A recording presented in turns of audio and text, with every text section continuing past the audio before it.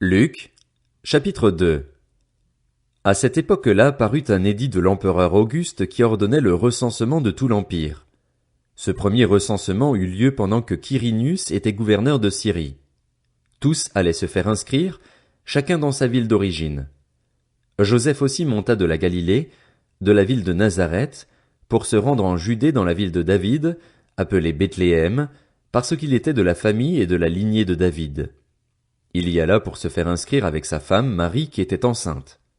Pendant qu'ils étaient là, le moment où Marie devait accoucher arriva, et elle mit au monde son fils premier-né. Elle l'enveloppa de lange et le coucha dans une mangeoire parce qu'il n'y avait pas de place pour eux dans la salle des hôtes. Il y avait dans la même région des bergers qui passaient la nuit dans les champs pour y garder leurs troupeaux. Un ange du Seigneur leur apparut et la gloire du Seigneur resplendit autour d'eux.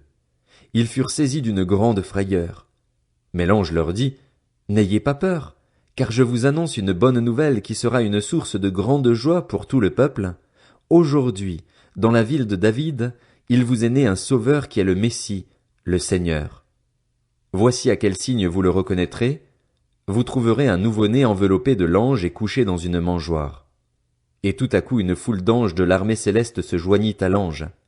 Ils adressaient des louanges à Dieu et disaient, « Gloire à Dieu dans les lieux très hauts, paix sur la terre et bienveillance parmi les hommes. » Lorsque les anges les eurent quittés pour retourner au ciel, les bergers se dirent les uns aux autres, « Allons jusqu'à Bethléem pour voir ce qui est arrivé, ce que le Seigneur nous a fait connaître. » Ils se dépêchèrent d'y aller et ils trouvèrent Marie et Joseph, ainsi que le nouveau-né couché dans la mangeoire. Après l'avoir vu, ils racontèrent ce qui leur avait été dit au sujet de ce petit enfant. Tous ceux qui entendirent les bergers furent étonnés de ce qu'ils leur disaient. Marie gardait le souvenir de tout cela et le méditait dans son cœur. Puis les bergers repartirent en célébrant la gloire de Dieu et en lui adressant des louanges à cause de tout ce qu'ils avaient entendu et vu et qui était conforme à ce qui leur avait été annoncé. 8 jours plus tard, ce fut le moment de circoncire l'enfant. On lui donna le nom de Jésus, nom que l'ange avait indiqué avant sa conception.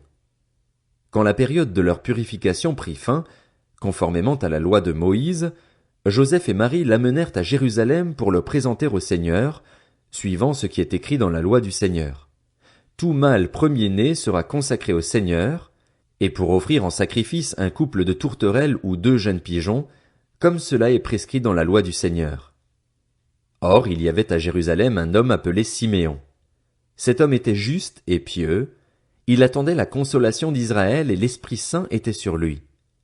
Le Saint-Esprit lui avait révélé qu'il ne mourrait pas avant d'avoir vu le Messie du Seigneur. Il vint au temple, poussé par l'Esprit. Et quand les parents amenèrent le petit enfant Jésus pour accomplir à son sujet ce que prescrivait la loi, il le prit dans ses bras, bénit Dieu et dit, « Maintenant, Seigneur, tu laisses ton serviteur s'en aller en paix, conformément à ta promesse, car mes yeux ont vu ton salut, salut que tu as préparé devant tous les peuples, lumière pour éclairer les nations et gloire d'Israël, ton peuple. » Joseph et la mère de Jésus étaient émerveillés de ce qu'on disait de lui. Siméon les bénit et dit à Marie, sa mère, « Cet enfant est destiné à amener la chute et le relèvement de beaucoup en Israël et à devenir un signe qui provoquera la contradiction.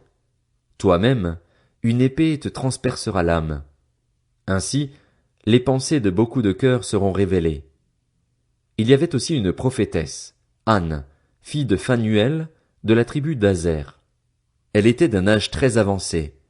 Elle n'avait vécu que 7 ans avec son mari après son mariage. Restée veuve et âgée de 84 ans, elle ne quittait pas le temple. Elle servait Dieu nuit et jour dans le jeûne et dans la prière. Arrivée elle aussi à la même heure, elle disait publiquement sa reconnaissance envers Dieu et parlait de Jésus à tous ceux qui attendaient la délivrance à Jérusalem.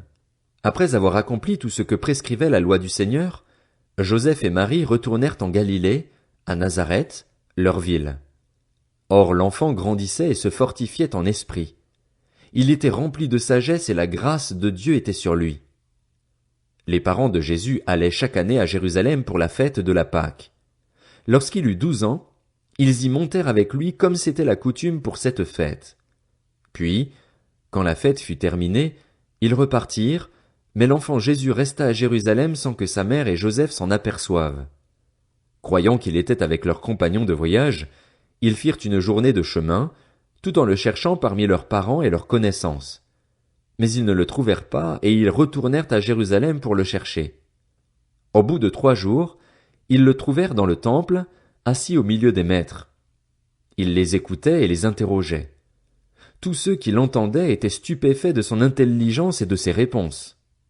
Quand ses parents le virent, ils furent frappés d'étonnement, et sa mère lui dit, « Mon enfant, pourquoi as-tu agi ainsi avec nous?